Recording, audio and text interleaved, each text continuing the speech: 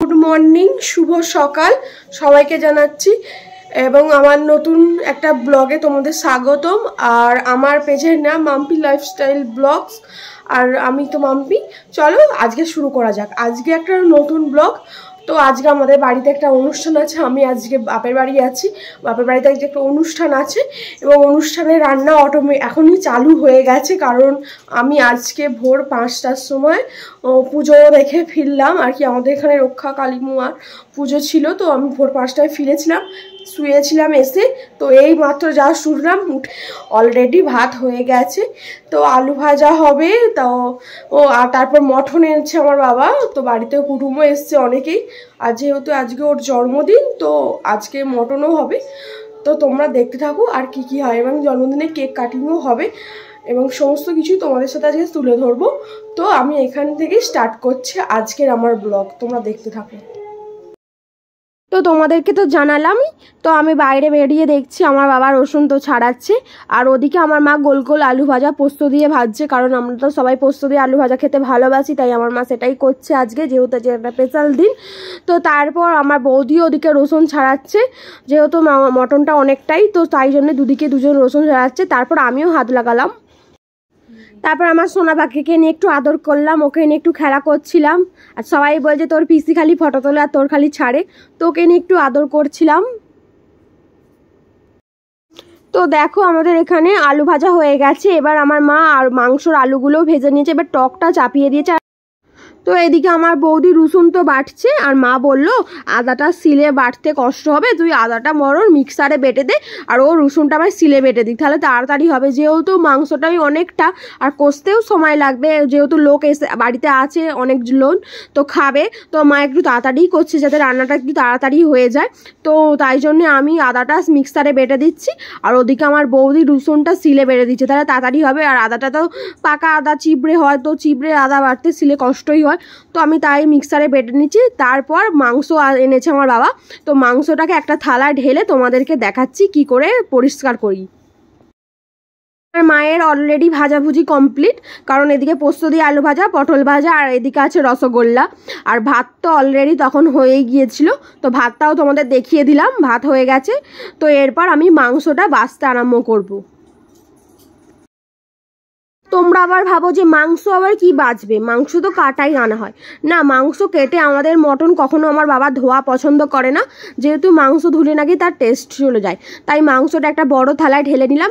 এবং একদিকে চর্বিগুলোকে আলাদা করব, আর একদিকে মাংসগুলোকে আলাদা করে প্রতিটা মাংস একটা একটা করে ধরে ধরে বাছবো, যে কাঠের টুকরো আছে কিনা বা কোনো লোম আছে কিনা। প্রতিটা মাংসকেই আমরা প্রত্যেকবার যখনই আমার বাবা মাংস আনে ওরকম ভাবি, আমিও বাছি বা আমার মাও বেছে নেয়, এরকম ভাবি তারপর আমরা রান্না হয়, কারণ ওরকমভাবে আমাদের ধুয়ে রান্নাটা হয় না। তো আমার মা বললো তো চর্বিগুলো আর যে চোস্তাগুলো আছে একদিকে পাইল কর, আলাদা কর আর কি, আর মাংসগুলো যে বড় বড় পিস আছে ওগুলো আলাদা করে কেটে ফেল। তো এবার আমি একটা একটা করে মাংস কাটতে আরম্ভ করলাম। যে পিসগুলো আর কি বড় আছে সেগুলোই 2 পিস করে দেবো, আর যে পিসগুলো দেখবো মিডিয়াম ঠিকঠাক আছে সেই পিসগুলো সেরকমই থাকবে, কারণ প্রতিটা মাংসটা সমান সাইজ হলে সমানভাবেও সেদ্ধটাও হয় আর সমান হবে, কারণ একটা মাংস সেদ্ধ হয়ে যাবে আবার একটা মাংস সেদ্ধ হবে না। তো তাই জন্যে মা বললো যেহেতু অনেকটা পরিমাণেই মাংস, তুই একটু কেটে ঠিকঠাক করে রাখ। আর দেখো প্রতিটা মাংসরই সমানভাবে পিস করে নিচ্ছিলাম, এবং মাঝে মাঝে মাকে দেখিয়েও নিচ্ছিলাম, দেখো তো মা এটা ঠিক হবে কিনা, কারণ আমার তো ওরকম জ্ঞান নেই, তো মাকে দেখিয়ে সমস্ত কাজটা কমপ্লিট করে নিলাম তোমাদের সামনেই। তাড়াতাড়ি করে মাংসটা আমি কেটে নিচ্ছি। তো একদিকে দেখো চর্বি আলাদা করে দিচ্ছি, আর একদিকে মাংসগুলোকে কেটে আলাদা করে দিচ্ছি, এবং প্রতিটা মাংস আমি চেক করেও দেখছি যে মাংসতে কোনো লোম ফোম কিছু আছে কিনা। আর আজকে আমার ভয়েস রেকর্ডটা শুনতে একটু অসুবিধা হতে পারে, কারণ আমার সোনা পাখি আমার কাছে আছে, ও একটু কথা বলছে, তো একটু চেঁচামেচি করছে, কথার আওয়াজে কাঁদছে, তো ওর আওয়াজ হতে পারে, তোমরা কিছু মনে করো না। তো আমার ভিডিওটা দেখতে থাকো। তো অলরেডি দেখো আমার সমস্ত মাংস কাটা হয়ে গেছে, এবং এক থালা মাংস হয়েছিল, যেহেতু মাংসের পরিমাণটাও অনেকটা ছিল।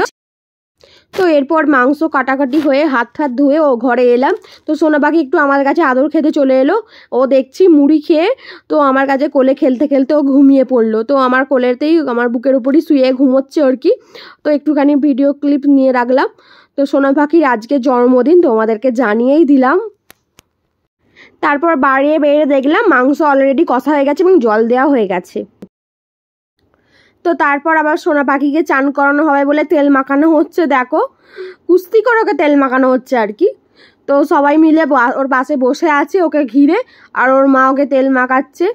তো তেল মাখানো হয়ে গেলে ওকে খাওয়ানো হবে, তারপর ওকে চান করানো হবে। আর তারপর বিকালে আজকে কেক কাটা হবে। তোমাদেরকে বলেই দিলাম যে আজকে সোনা পাখির জন্মদিন। সোনা পাখি আজকে প্রথম বছর জন্মদিন, তার মানে ও আজকেই 1 বছর পূর্ণ হলো। আজকের দিনেই ওর জন্ম হয়েছিল দুপুর 2:10-এ।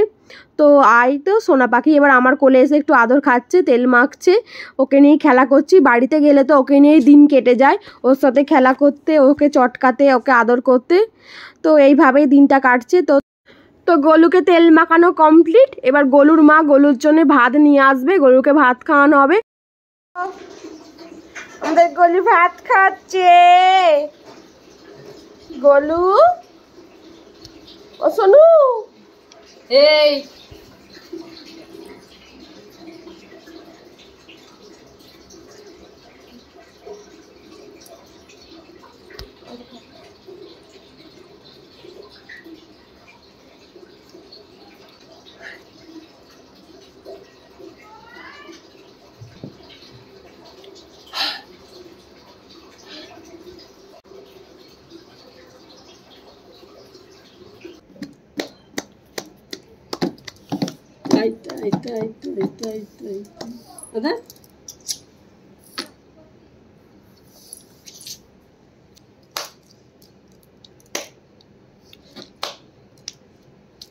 পেট বাঁচা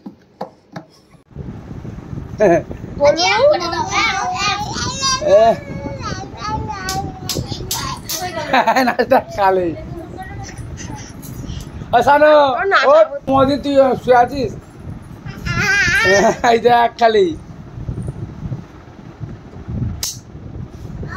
ওই কেকটা পেছন দিকে নন্টি যাবি চেটকে যাবে কেকটা কাট ওর মেসো আসে না বলে ওর মেসো তাহলে মা এখন পাঠিয়ে দিল আমাকে আরে এর মেসো আসবে বলে এর মেসো তো এই বললো কাটার জন্য কোথায় গেল শানুর ভুইবত কোন আসবে এই তো ছিল কোথায় গেল কি জানি ও হিং আছে ওই ওই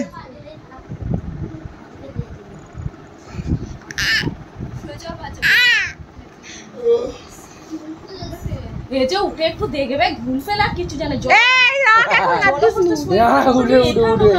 তোমার বাবারা কোথায় ঠিক আছে বলছো দাদা বাবা কোথায় টাটা করে টাটা কোথায় টাটা কোথায় টাটা কোথায় টাটা টাটা বলুই বলে যাবো বলুই কোথায় গেছে কাটে আমি বাড়ি যাবো আমি তো তাড়াতাড়ি করে চান করতে পারতাম না বৌমা চলে যাচ্ছে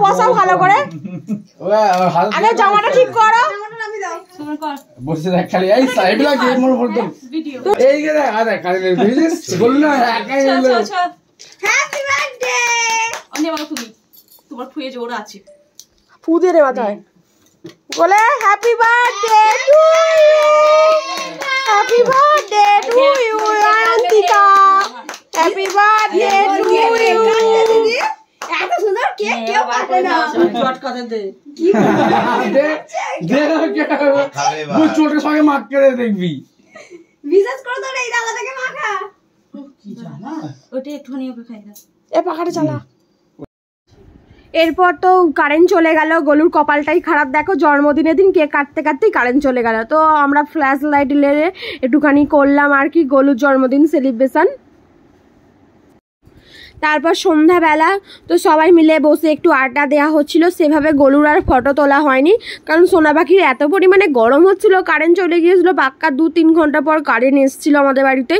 তো তারপর আর ফটো তোলা হয়নি, আর ও গরমেও জামা পরে কষ্ট পাচ্ছিল, সেই জন্যে আর ফটো তোলা হয়নি। তারপর কেক কেটে সবাইকে দেওয়া হলো, তো সোনা পাখিও খেলো।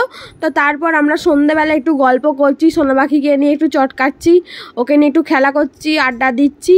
তারপর ও একটু নিচে এলো, নিচে বলতে ঘরে ঢুকলো আর কি। ঘরে যেহেতু এসি চলছিল, গরমে কষ্ট পাচ্ছিল, তো ঘরে এসিতে একটু গেল। আর আমার বাবা ওকে খাইয়ে দিচ্ছে, বিস্কুট খাইয়ে দিচ্ছে। তারপর ও খেলা করছে, একা একাই ও খেলা করে। তারপর ঘড়িতে এখন বাজে সন্ধ্যা 7টা। তো আবারও তোড়জোড় শুরু হয়ে গেছে রান্নার জন্য, যেহেতু আবার রাত্রিরে কি হবে মা বলছিল, তো তাই জন্য দাদা আবার চিকেন নিয়ে এলো। তো চিকেন কষা আর রুটি হবে, তো তারই প্রিপারেশান চলছে। বৌদি ওদিকে আনাজপাতি আর কি কেটে দিচ্ছিল, আর মা রসুনটা ছাড়িয়ে নিচ্ছিল। তারপর বৌদি আদা রসুন বেটে দিল। আজকে চিকেন যেহেতু অল্প আদা রসুনেতে চলে যাবে, তো তাই জন্যে।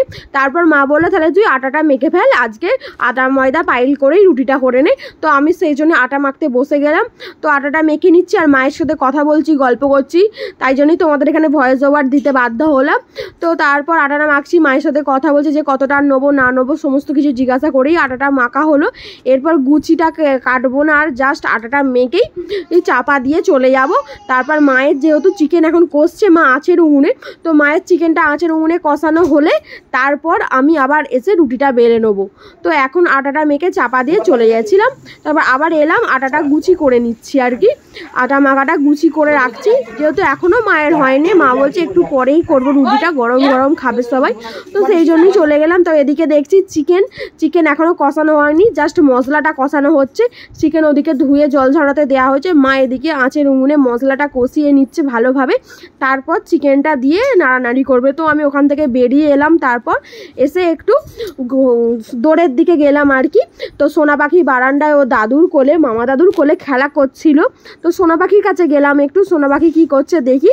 তো গিয়ে দেখছি ওর মামা দাদুর কোলে খেলা করছে, আর আমি যাই গেছি গিয়ে এমনি আমাকে দেখে হাত বাড়াচ্ছে আমার কোলে উঠবে বলে, আমার কোলে উঠে ঘুরবে বলে। সন্ধ্যেবেলা ওর ঘোরা যাচ্ছে না, সারাক্ষণ ঘুরতে পারলেই ও আর কি ভালো, সবসময় ঘুরতে ভালোবাসে। যেই বাড়িতে আসুক তার কোলেই হাত বাড়িয়ে চলে যাবো, ওর এমনই। তারপর একটুখানি হাত ফাত ভালো করে ধুয়ে নিলাম।